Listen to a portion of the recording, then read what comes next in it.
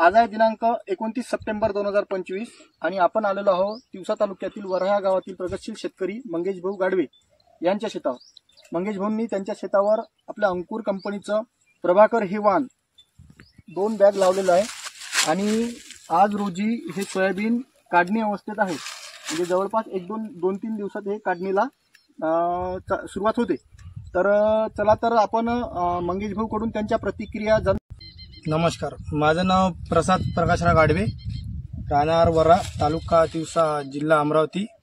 तसेच माझा mobile number 9325 165750 आणि मी हे यावर्षी अंकुर कंपनीचे प्रभाकर हे वाण पेरलेले आहे। तरी मला ह्या वाणाबद्दल बाकी सोयाबीनपेक्षा मला हे सोयाबीन अतिशय बेस्ट रित्या अशी चांगली सोयाबीन म्हणून मोठी लढाई लढू मातीसाठी गड्या मनगटाचं जोर लावून